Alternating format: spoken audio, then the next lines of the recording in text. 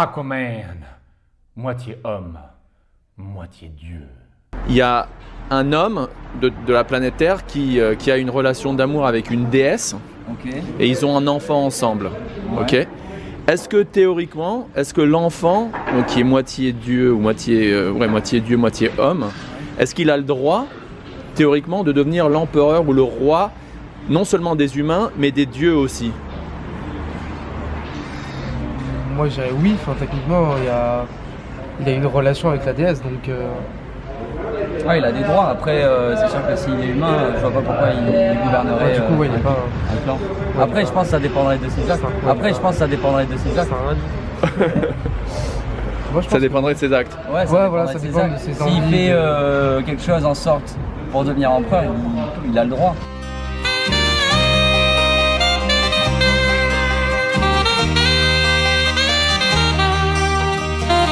Param Vijayate Shri Krishna Sankirtanam.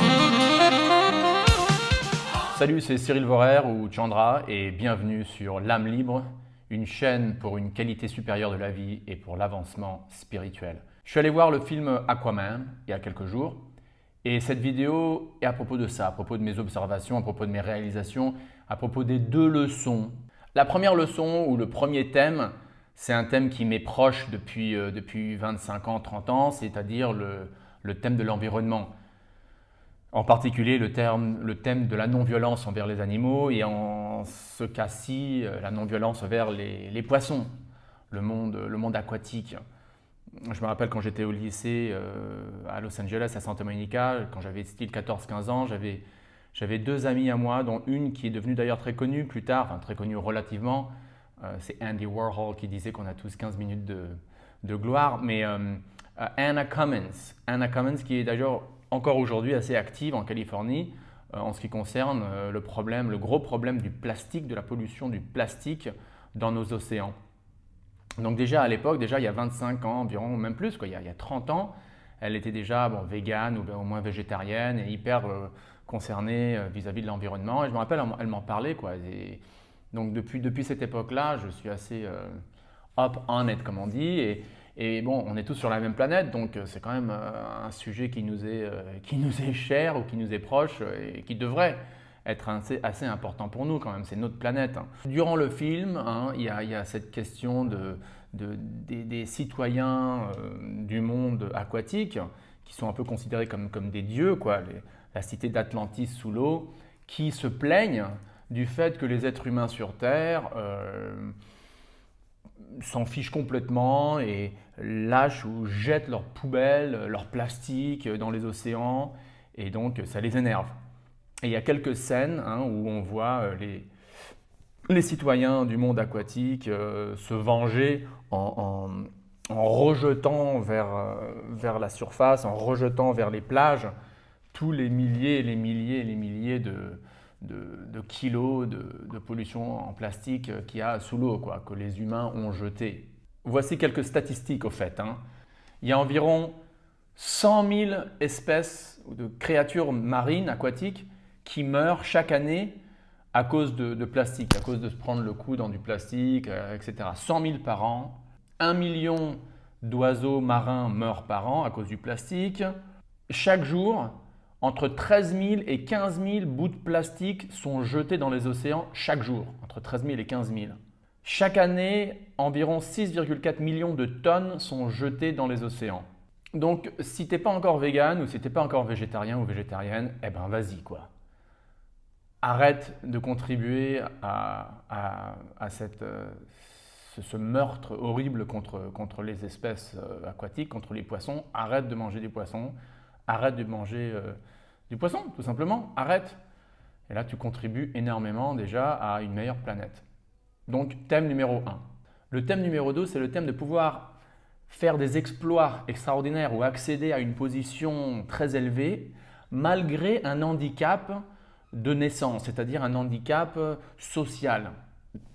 Ici, par exemple, on a le cas de Aquaman qui est donc moitié homme, moitié dieu. Et donc parmi les dieux, il est considéré comme un enfant illégitime, un bâtard qui n'est même pas 100% pure race et qui est plutôt un hybride à la coque, moitié Dieu et moitié humain, quoi. Et donc comment se peut-il qu'il puisse gouverner et être le roi des humains peut-être, mais pas des dieux? Mais ce film, c'est exactement ça. La leçon du film, c'est que malgré une soi-disant naissance inférieure, on peut quand même accéder à devenir très élevé. C'est un peu comme le jeune homme au début de la vidéo, quoi, qui dit ultimement, c'est nos actions qui déterminent notre position et non pas les limitations sociales dans lesquelles on est, quoi. Après, je pense que ça dépendrait de ses actes.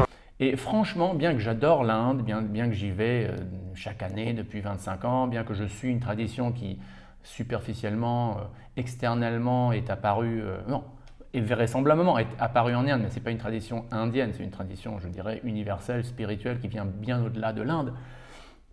Mais bon, pour être simple, pour être pratique, bien que donc on peut me considérer comme un indophile, il y a des pratiques en Inde que l'on voit qui sont extrêmement racistes et extrêmement basées sur ce concept de caste, sur ce concept de discrimination envers autrui basé sur une situation dans laquelle on est, quoi. Et l'exemple favori qui m'est cher au cœur, parce que c'est un exemple qui se trouve à Jagannath Puri, un des 3, on pourrait dire, lieux les plus sacrés, les plus importants de la dévotion à Krishna, notamment à Jagannath Puri. Est-ce que j'ai déjà dit le nom? Jagannath Puri, bref, c'est sur l'océan, un très bel endroit au bord de l'océan Indien où il y a un temple millénaire. Et là, dans ce temple, bien que c'est une ville entièrement, principalement dévouée à Krishna, sous la forme de Jagannath, et donc qui supposément est supposé suivre les enseignements de Krishna qui sont clairement décrits dans la Bhagavad Gita. Eh bien, depuis des siècles et des siècles, si tu n'es pas hindou, et même si tu es hindou, entre guillemets, mais tu n'es pas né en Inde, c'est en d'autres mots, si tu n'as pas une peau indienne, une peau marron, eh ben, tu ne rentres pas dans le temple. Et donc, par exemple, depuis les années 60, 70, depuis que le mouvement Hare Krishna a été fondé, il y a tout un historique de membres du mouvement Hare Krishna, des hommes, des femmes venus d'autres coins du monde, à part l'Inde, qui sont, par leurs actions de tous les jours, des dévots et des dévotes de Krishna hyper dévoués, hyper stricts dans leurs principes de propreté, de moralité, style végétarisme, etc., non-violence. Mais là, ils sont interdits d'entrer dans le temple, quoi. Ils sont interdits d'entrer dans le temple. Pourquoi? Parce qu'ils ont la peau blanche. Ils ne sont pas nés en Inde. Donc je trouve ça tragique. Je trouve ça vraiment tragique, quoi. C'est pas du tout ce que Krishna enseigne dans la Bhagavad Gita.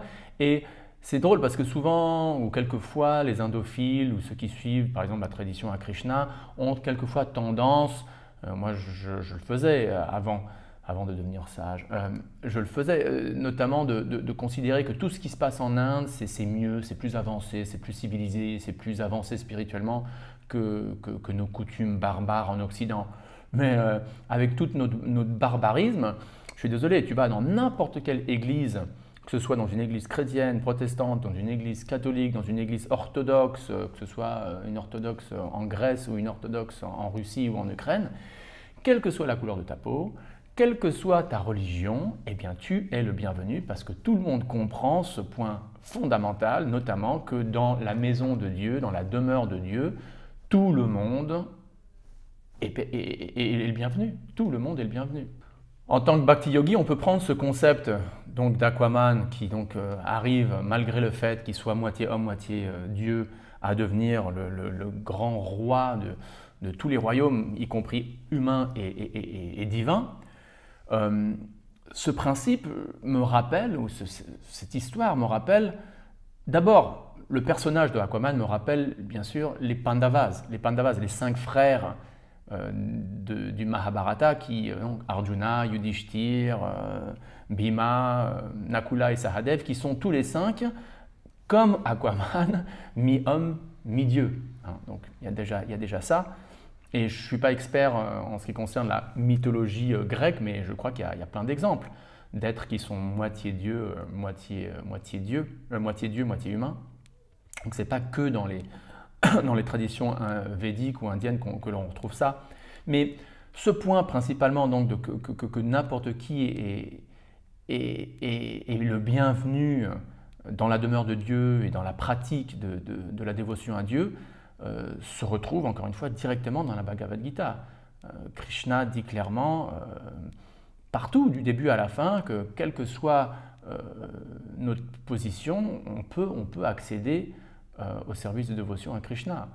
Même un de mes versets favoris, Apiche Tsuduracharo Bhajate Mam Ananyabhak Sadureva Samantavya Samyak Bhavahito, c'est ça.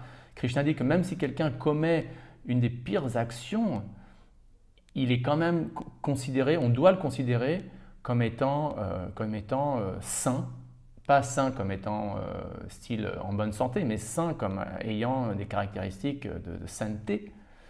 Pourquoi? Parce qu'il est déterminé à continuer à servir le Seigneur.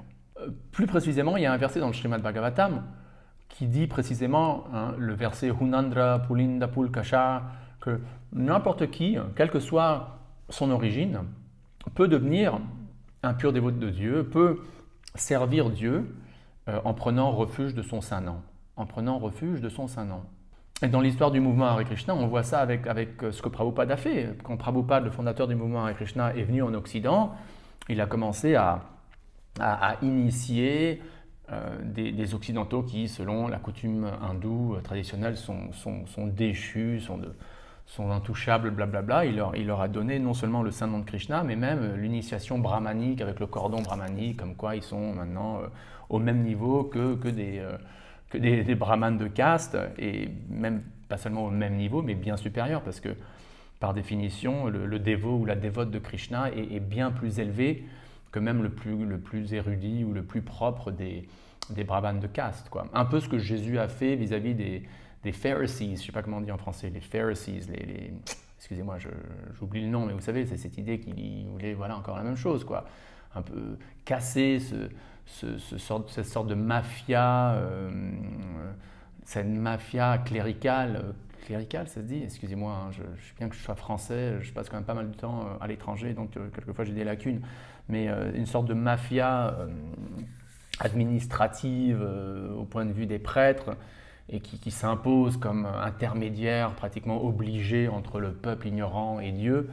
Ben ça, Jésus, on apprend à casser ça. Et dans la tradition dévotionnelle de l'Inde, la même chose. On voit ça avec le personnage de Chaitanya Mahaprabhu, qui, intéressant, les dévots de Krishna le considèrent comme étant Dieu lui-même, mais les historiens, disons laïcs ou profanes, le considèrent au moins comme quelqu'un qui a effectivement posé un grand challenge, qui s'est opposé au système de caste, quoi. Donc voilà, conclusion de Aquaman. 1. Faisons attention à notre planète, arrêtons de contribuer à la pollution, donc utilisez moins de plastique, tuez moins, tuez pas, ne pas tuer. Et deuxièmement, se rappeler que n'importe quelle position matérielle est possible si on agit de manière convenable, de manière à prouver qu'on est capable de faire ceci ou faire cela. Et au niveau spirituel surtout, que la dévotion à Dieu, la dévotion à Krishna est disponible, est accessible à tous, quel que soit notre karma, quelle que soit notre condition, quel que soit notre passé. Encore une fois, merci d'avoir regardé. Je vous en prie de vous abonner à ma chaîne, parce que si vous trouvez qu'il y a même un tout petit peu de bien pour la société dans ces vidéos, eh bien le fait que vous vous abonniez va faire en sorte que l'algorithme de YouTube fera en sorte que plus de gens verront les vidéos. Et donc, plus de gens regardent les vidéos, plus ce message de la Bhagavad Gita, des enseignements de Krishna, de la spiritualité, etc. se propage en France et dans la société francophone. Et donc, le mieux c'est. Donc, s'il vous plaît, abonnez-vous et je vous remercie et à la prochaine. Hare Krishna.